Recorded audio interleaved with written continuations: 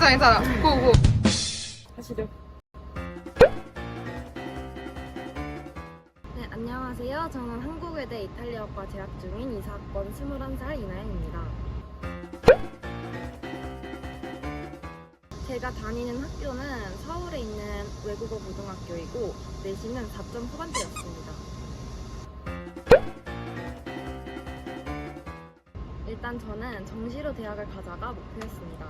따라서 수시 2학기인 3학년 2학기 때에나 재수하는 1년 내내 정시 위주인 공부를 했습니다. 저는 논술을 육모 이후 가벼운 마음으로 8월부터 준비했습니다. 즉 단기간으로 준비했다고 생각합니다. 재수를 했었던 당시 학원엔 김백현 선생님이 논술 담당으로 계셨습니다. 강사로 일주일에 2시간씩 계셨는데 그분 수업에서 논술의 기초틀을 배웠고 수능을 본 후에는 본격적으로 외대 유형 논술을 배워왔습니다. 제 본래 전형의 목적은 정시였습니다. 따라서 입시를 준비한 1년 거의 정시 공부가 위주였고 논술은 차선책으로 두어서 시간을 많이 쓰지는 못했습니다. 비율로 따지자면 한 8대2 정도 된 것 같습니다.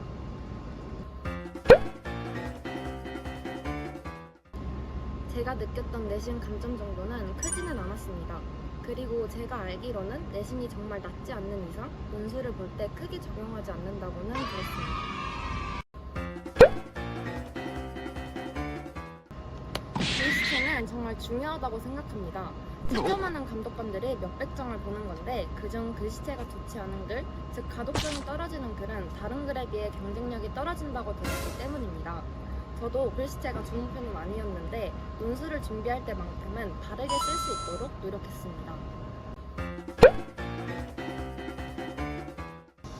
사실 합격을 확신하지 못했습니다. 논술을 쓸 때 최대한 원고지를 바꾸지 않도록 노력하는 편이었습니다. 시간 분배가 중요한 논술 특성상 원고지를 교체하는 건 제 멘탈에 좋지 않았기 때문입니다.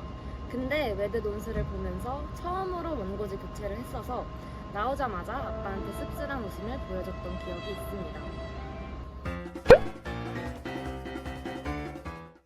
저는 단기간으로 논술을 준비하고 성공해서 말씀드릴 수 있는 건 단기간 논술 성공 팁입니다. 외대 논술을 한 단어로 표현하자면 정형화입니다. 제가 느낀 외대 논술 특징은 세련된 단어나 수준 높은 글쓰기 실력을 요구하지 않고 제한 시간 내에 어떻게 문제가 요구하는 말을 전부 쓰느냐입니다. 즉 정해진 글쓰기 틀에서 키워드들끼리의 유기적 연관성을 표현하는 것이 가장 중요하다 생각됩니다. 따라서 저는 논술을 준비할 때 학교가 요구하는 글쓰기 틀에 익숙해지기 위해 빈 종이에 답안을 3-4번씩 쓰는 연습을 했습니다. 또 답안을 보며 어떻게 하면 제시문에서 키워드 답들을 도출해낼 수 있는지 사고방식을 따라가는 브레인스토밍을 했습니다.